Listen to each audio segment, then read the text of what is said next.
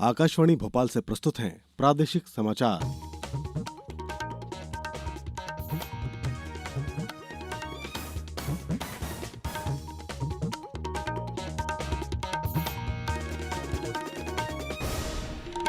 नमस्कार।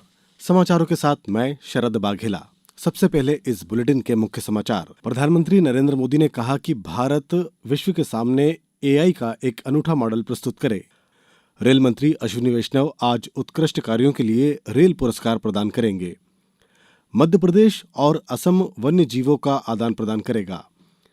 और प्रदेश में कड़ाके की सर्दी का दौर जारी। कई जिलों में न्यूनतम तापमान 5 डिग्री के नीचे पहुंचा।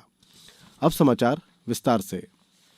प्रधानमंत्री नरेंद्र मोदी ने कहा कि भारत को मेड इन इंडिया और मेड फॉर द वर्ल्ड की भावना को दर्शाते हुए विश्व के सामने एक अनूठा एआई मॉडल प्रस्तुत करना चाहिए। उन्होंने नैतिक, निष्पक्ष, पारदर्शी और डेटा गोपनीयता सिद्धांतों पर आधारित भारतीय एआई मॉडल विकसित करने पर जोर दिया। प्रधानमंत्री श्री मोदी ने कल नई दिल्ली में भारतीय एआई स्टार्टअप्स के साथ एक सम्मेलन की अध्यक्षता करते हुए कहा कि भारत अगले महीने इंडिया एआई इम्पैक्ट समिट की मेजबानी करेगा, जिसके माध्यम से देश प्रौद्योगिकी क्षेत्र में महत्वपूर्ण भूमिका निभाएगा। श्री मोदी ने इस बात पर बल दिया कि स्टार्टअप और एआई उद्यमी भारत के भविष्य के सह निर्माता हैं और देश में नवाचार और बड़े पैमाने पर कार्यान्वयन की अपार क्षमता है।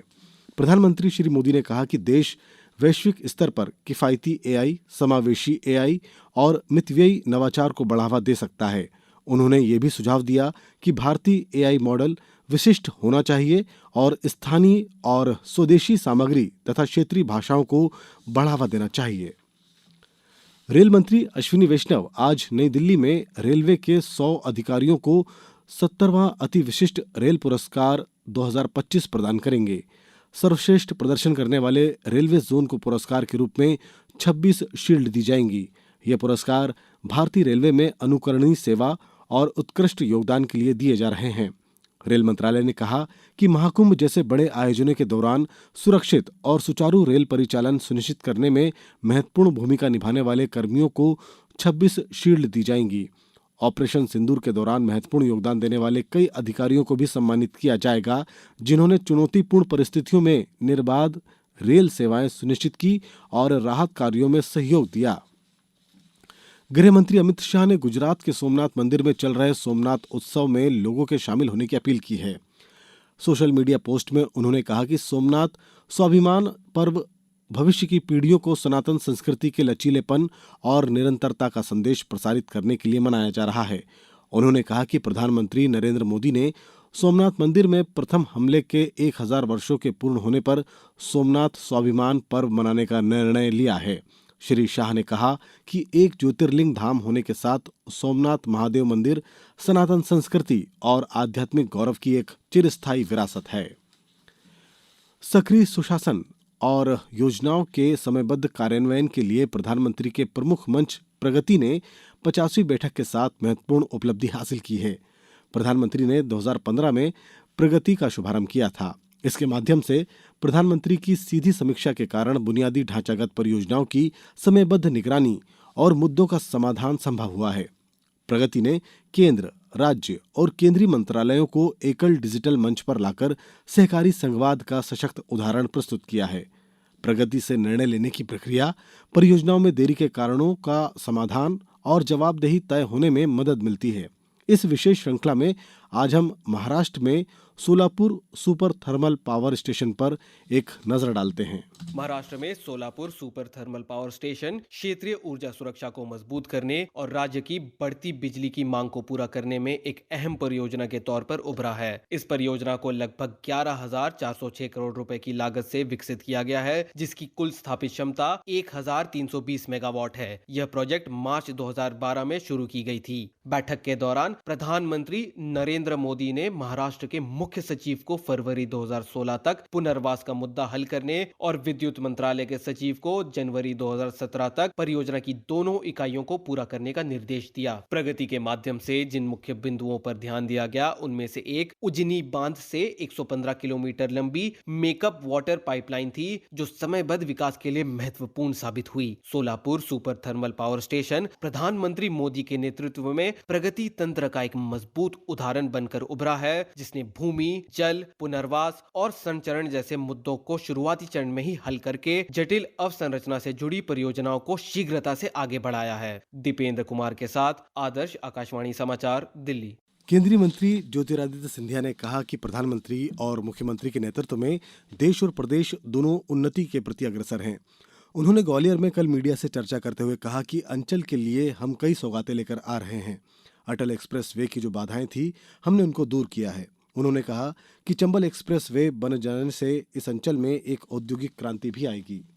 कई सौगातों को भी हम लेके आ रहे हैं। ट्रेनों की श्रृंखला है, स्वास्थ्य की सेवा में कई नए प्राथमिक और अस्पताल की योजनाएं हैं। पोस्ट ऑफिस की नया जो पूर्ण जीर्णोद्धार समूचे देश में हम लोग एक एक करके कर रहे हैं, उसकी प्रस्तुतिकरण भी है। और प्रधानमंत्री जी और मुख्यमंत्री जी के नेतृत्व में देश और प्रदेश दोनों उन्नति के प्रति अग्रसर है। अब समाचारों में वक्त है एक ब्रेक का। ये समाचार आप आकाशवाणी मध्य प्रदेश से सुन रहे हैं। ये समाचार बुलेटिन YouTube पर, Madhya Pradesh news All India Radio channel पर और फेसबुक, साथ ही एक्स प्लेटफॉर्म पर AIR न्यूज भोपाल पेज पर सुने जा सकते हैं। इसके अलावा आप हमारी वेबसाइट newsonair.gov.in पर अथवा न्यूज ऑन AIR ऐप पर भी समाचार सुन सकते हैं। ब्रेक के बाद समाचारों में एक बार फिर आपका स्वागत है। मुख्यमंत्री डॉक्टर मोहन यादव ने कल गुवाहाटी प्रवास के दौरान असम के मुख्यमंत्री हेमंत बिस्व शर्मा के साथ वन्य जीवों के आदान प्रदान को लेकर चर्चा की। दोनों राज्यों के बीच में सहमति बनी कि असम में 50 जंगली भैंसे 3 समूह में 3 साल में, गेंडे का 1 जोड़ा और 3 कोबरा मध्य प्रदेश में लाए जाएंगे। इन्हें भोपाल के वन विहार में रखा जाएगा।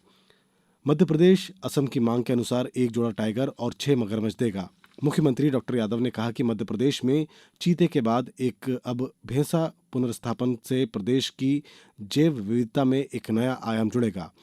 उन्होंने कहा कि मध्य प्रदेश पहले ही टाइगर रिजर्व, टाइगर स्टेट और लेपर्ड स्टेट के रूप में अपनी पहचान बना चुका है।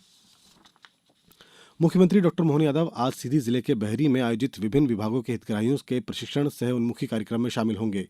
मुख्यमंत्री डॉक्टर यादव कार्यक्रम में 201 करोड़ 64 लाख रुपए के विकास कार्यों का 30 विकास कार्यों का शिलान्यास करेंगे। मुख्यमंत्री डॉक्टर यादव एक बगिया मां के नाम योजना में 505 हितग्राहियों को 11 करोड़ 58 लाख रुपए की राशि से लाभान्वित करेंगे। अब बात मौसम की। प्रदेश में कड़ाके की सर्दी का दौर जारी है। कल शहडोल जिले के कल्याणपुर में न्यूनतम तापमान 2.7 डिग्री सेल्सियस दर्ज किया गया, जो प्रदेश में सबसे कम रहा। कई जिलों में रात का पारा 3 डिग्री से नीचे चला गया। प्रदेश के उत्तरी हिस्सों में घना कोहरा छाया हुआ है। मौसम विभाग के अनुसार पश्चिमी विक्षोभ के सक्रिय होने से अगले 2 से 3 दिनों में ठंड और बढ़ने की संभावना है। अब कुछ समाचार संक्षेप में। भोपाल में मुख्य सचिव अनुराग जैन की अध्यक्षता में आगामी 15 जनवरी को कलेक्टर कमिश्नर कॉन्फ्रेंस सुबह 11 बजे से मंत्रालय में होगी। गुना में बाल भिक्षावृत्ति रोकथाम अभियान चलाया जा रहा है। बाल भिक्षावृत्ति रोकथाम के लिए गठित संयुक्त टीम द्वारा सार्वजनिक स्थलों पर जाकर निरीक्षण किया गया।